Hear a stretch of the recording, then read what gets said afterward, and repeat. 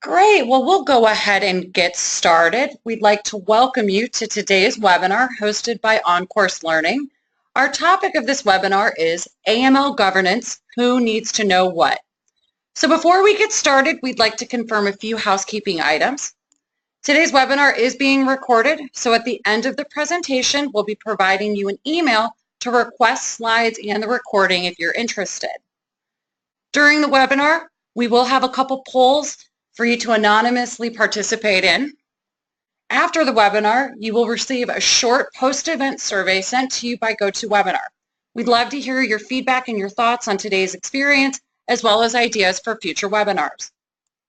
If you have any questions throughout the course of this webinar, please use the chat feature located in your GoToWebinar attendee view.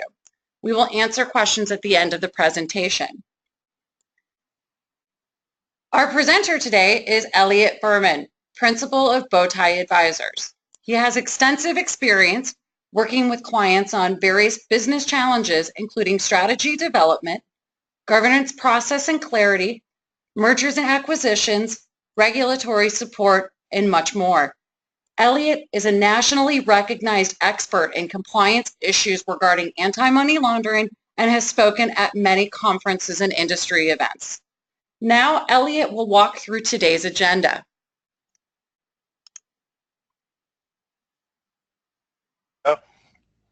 Thank you, Amanda. As you can see on the screen, we're going to look at these governance structure issues from 5 different perspectives. In creating and maintaining effective governance structures, it's important to understand the rules and expectations, have inputs to the structure which are relevant, reliable, and of consistently high quality, and provide each group in the structure with the information it needs to carry out its role and to make good decisions. The first component we're going to look at is regulatory requirements and expectations. Whenever you're working in a regulated business, you will have at least 3 sources of requirements and expectations. First will be the requirements, and those will come from law or published regulation. Second will be elements of expectations. Those come from formal guidance, such as speeches, manuals, and other pronouncements by the regulatory agencies. And third are expectations that come from direct conversations and interactions with the regulatory staff. For example, if your financial institution is undergoing an examination, you, someone else from the compliance staff, or someone from the senior management team may have a conversation with one of the examiners on site where additional expectations are communicated. In the case of an AML program, the requirement comes from the regulations issued by each of the bank regulatory agencies. And those, at a high level, those regulations say that first, you have to have a comprehensive program that meets the risk profile of your institution. Second, you have to have a program, have the program approved by the institution's board of directors, and have the approval be noted in the minutes of the meeting where the approval took place. And last, the board is expected to oversee the operation of the program, which requires adequate reporting. Remaining up to date on the expectations of the regulatory agencies means devoting adequate resources to the compliance program. You'll need to employ or outsource sufficient resources to keep abreast of the agency expectations and pronouncements. You'll need to be monitoring their publications and have access to third-party sources which track agency activity. You'll need to have subject matter experts who understand the implications of the pronouncements and can help translate those into better management of the program to meet the changing environment. And you'll need to have a process to gather the content of any conversations with regulatory representatives. There's several ways to do this. One would be to have the subject matter experts included in all the conversations, although that's rarely practical because oftentimes these things occur kind of on the spur of the moment. So it's equally important to be sure that senior management understands the importance of capturing the essence of these discussions and sharing it with the compliance staff. We're going to stop here, and I'm going to send it back to Amanda to do our first poll. Excellent. Thank you. All right. We are launching this poll right now. So Does your organization have its lines of business perform risk assessments that include AML risk? Please select one of the following: yes, no, or I don't know.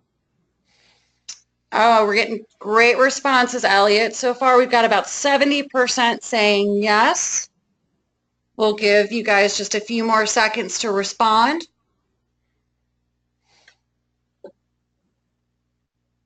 It's still staying right around 70, Elliot. This is really interesting. Okay, a few more seconds here and we'll go ahead and close this poll. All right, we are closing now, and it looks like 69% have said yes, 21% have said no, and 10% have said I don't know. Elliot, what are your thoughts on that? Well, I think it's a good trend. Clearly, there is an expectation that risk assessments will be a key part of an anti-money laundering compliance program, and for them to be truly effective, including the lines of business in that risk assessment process is important. If your risk assessment is really only performed by your compliance group, you lose a number of opportunities. We're going to talk about those in more detail when we get to the risk assessment process component of the presentation. So now we're going to take a look specifically at governance structures. The thing to understand is that governance is really a description of an environment, and so it's a process that's consistently applied and with a consistent approach and attitude. So you're going to have policies and procedures which represent your internal rules structure. You're going to have communication, which represents your reporting and acts as an information exchange within the organization. You're going to have approval responsibilities, which will either be committees or managers who are given a clear grant of authority to carry out one or more roles or decision-making processes. You're going to have a dissemination function, which is communications and training. Everybody in the organization has a role. Some are very small, some are very large. Each of them needs to know what their role is, they need to understand it, and they need to know where it fits into the overall process and program. As an example, if you think about your program as an assembly line, if one person, if you're in the assembly line and you're doing something with a part and you're going to hand it off to me because I'm the next person down the line, if you understand what I'm going to do with that part when you give it to me, you're going to be able to do your job better and help me do my job better. If you only know that you're handing it to somebody, you don't know who I am and you don't know what I do, I'm just going to get a package. That package may be handed to me backwards, upside down, all different kinds of things. So understanding where you are in the process and what the people around you have to do makes your job easier. The last thing is we need fresh eyes. We need independent testing. Now that independent testing could be a part of your organization that is not directly responsible for operational activity in the program, or it could be a third-party outside vendor who comes in and just gives you fresh eyes. Clear grants of authorities will help reduce the likelihood that something falls through the cracks. So mapping the grants of authority against the processes in the program will help identify weak spots and also whether or not there are gaps. Responsibility requires knowledge and understanding not only of the nuts and bolts, so not only the granular things that each person is doing, but also an understanding of the big picture. What are we trying to accomplish and how are we getting there? Your program and the processes in it must be designed based on the risk appetite of your financial institution. This is accomplished by assessing risk and then determining if the organization is willing to take the amount of risk identified. That's how you create your risk appetite. Tone from the top and these other things that you see on this slide are equally important. So again, we said that governance is an environment with a consistent approach and attitude. This environment needs to be communicated not just in words but in actions from the top of the organization.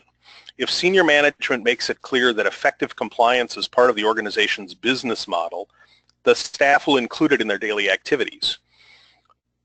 This can be done both through speeches, other communications, but also by making it clear that it's important by providing the necessary resources. Now, those will be provided even in the best organization if a need is made with a good business case. It also will be communicated if it's clear to people that senior management understands the risks in this area and can compare them effectively with other risks that they're more familiar with, such as credit risk.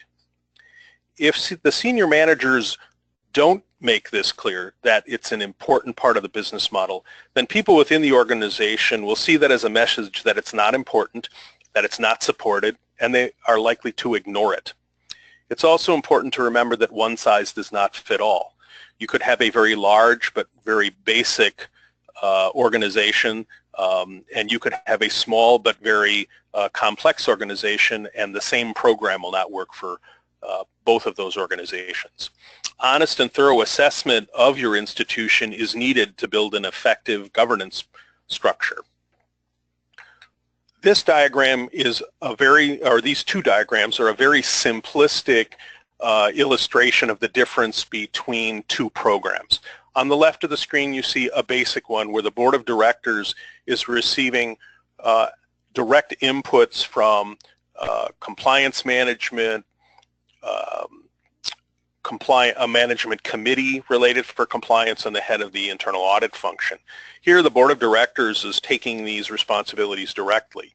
As the institution becomes more complex, you'll see that the board itself is starting to form specialized committees where the members of those committees can become more knowledgeable and expert in these key areas, and we have the management functions reporting up to those specialty committees. Again,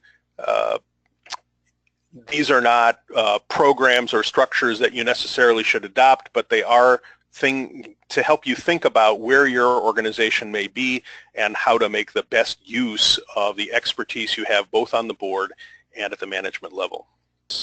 First, we're going to stop and talk about risk assessments. The first polling question touched on that. So as I mentioned a moment ago, to establish the organization's risk appetite, you need to do a complete assessment.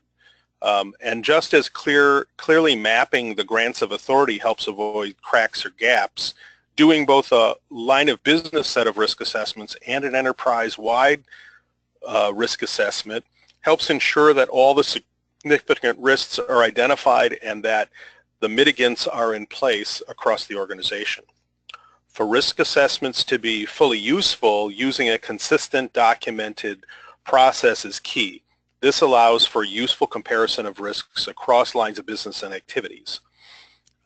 Many organizations have had their risk assessment process grow up on an ad hoc basis, probably first in the compliance area, next in the AML area, and then in various lines of business, not always coalescing around a common approach. If you're at that point in your organization, it would be important for you to now try to move forward to that point.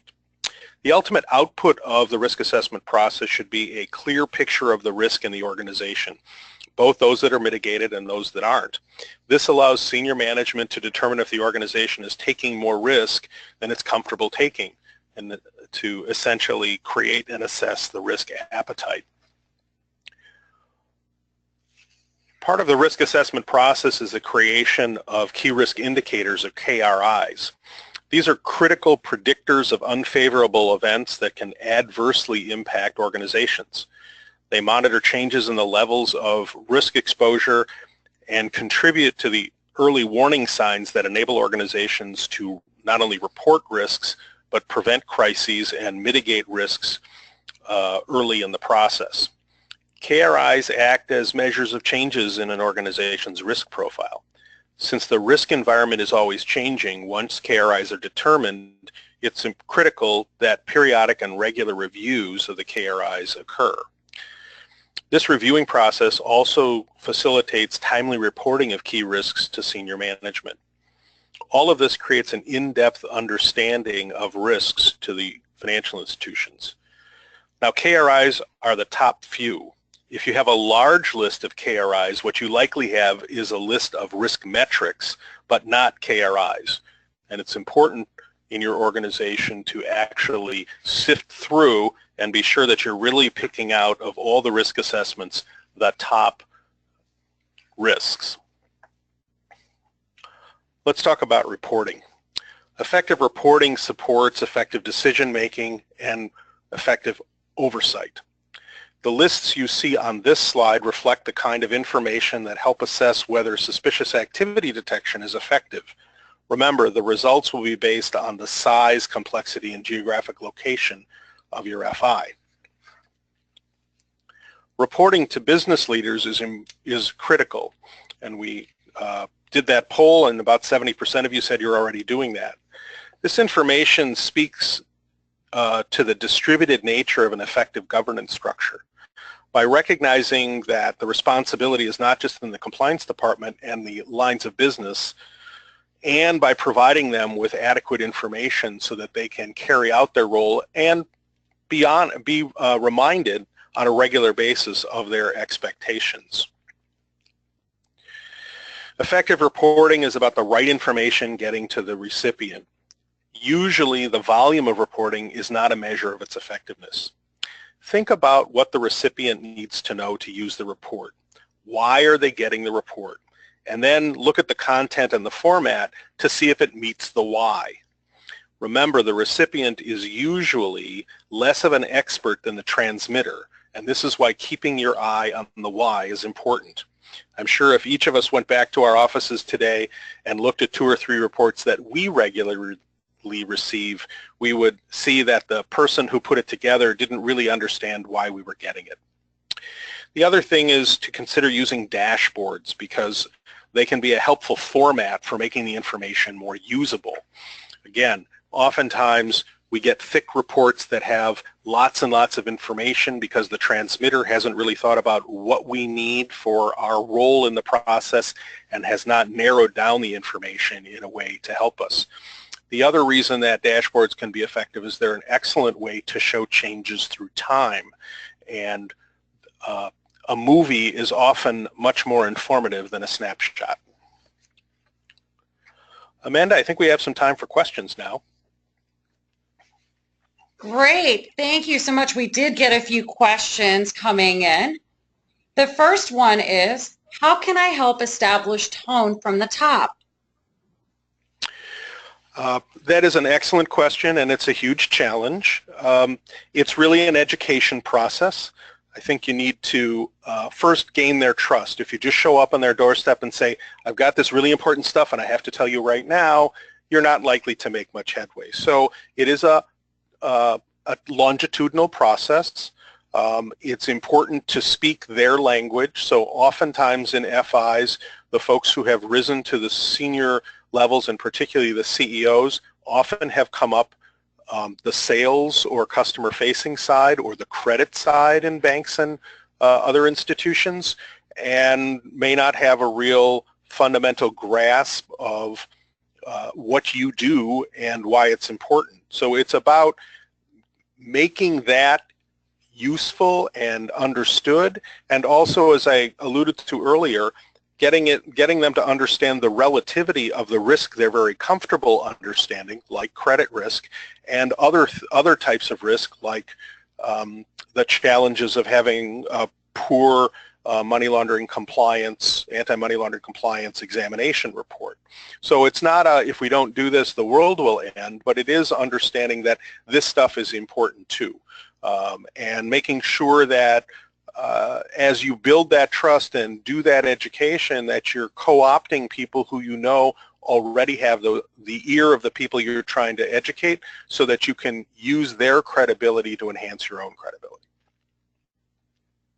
Excellent. We just got another question that came in. How should we formulate our KRIs? Well, you look through all of your risk assessments, both from the lines of business and the enterprise-wide risk assessment, and you pick out items that are identified as critical, and then look for the common threads among those and narrow the list to the key risks. It really is a winnowing process, and as I mentioned earlier, it's a process that requires regular active review. Because this is a moving object in a moving environment, you have to be regularly reassessing. I would be reassessing my KRIs probably quarterly, and then do a more in-depth review on whatever cycle you update your risk assessments. Very interesting, yeah. Another question that we just got in is, what are some sources to find agency pronouncements of their expectations? Well, the first place to look is the agency websites.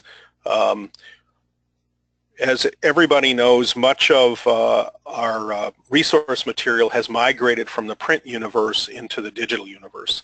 All of the financial institution regulators and FinCEN, which is the Treasury group that is principally responsible for money laundering compliance in the United States, have very robust websites. Most of these websites offer an email notification service, so you can sign up, and when they make a change, you get an email, and you can usually tell from the title in the email or the description whether it's something you need to pursue or not. Many of the state trade groups, the American Bankers Association, ACAMS, and others also provide updates, and there are many publications that provide synopses of the updates that the agencies create. The other thing you'll find is it's not just regulatory changes and it's not just formal guidance, but for example, on the FinCEN website, you can go back and look at the speeches given by the head of FinCEN over the last number of years. And oftentimes it's in those speeches at conferences and in front of other groups where they may choose to either announce a directive or at least give some real directional indication of what the agency's thinking about and where they're going. Great. And it looks like we have one more question that came in. How do I make my reports more effective? Well, as I said, ask yourself, what information does the recipient of the report really need to carry out their responsibilities? And sometimes turning it around and answering it for yourself. When you get reports from others in the organization, are they effective? What if they irritate you or you don't find them effective, what is it that you would want in those reports? And think about it from that perspective. Convert the information to graphics where it's effective using dashboards, because that's the best way to show things as trends through time. Choose a consistent time period. 6 to 8 quarters is something that you'll regularly see. Sometimes if it's a slow-growing trend, you might see that be in detail and then a high-level version over a period of years. And if you introduce that and don't go back and fill in past data, people will see the trends building through the first cycle of the periods you choose, and then from then on it will continue. Make sure that you include explanations that give context to what recipients are seeing and why it's important. It's important to focus on the information that you're trying to communicate and not just data. Reporting is not a data dump. It's the curating of data into usable, actionable information. Great. Well, those were all of the questions that we've received. So now we're going to give a little bit of information about OnCourse Learning. We have over 60 years of experience in licensure, professional development, and compliance education within the financial services, healthcare, and real estate industries. And actually, some of our bank and credit union courses are ACAMS accredited. We have over 3 million alumni, 6,500 corporate partners, 11,000 courses, and 100 state and national approvals. Well, this concludes our webinar. Again, we'd like to provide you guys with my information. My name is Amanda Ellsworth. I am the Senior Marketing Manager for Financial Services here at OnCourse Learning. If you are interested in receiving a printout PDF of today's presentation, as well as a recording of the webinar, potentially to share with your staff, you please send an email to my email address, aellsworth@oncourselearning.com, and I'd be happy to send that information over to you. Again, thank you so much for joining us today, and we hope you enjoy the rest of your day.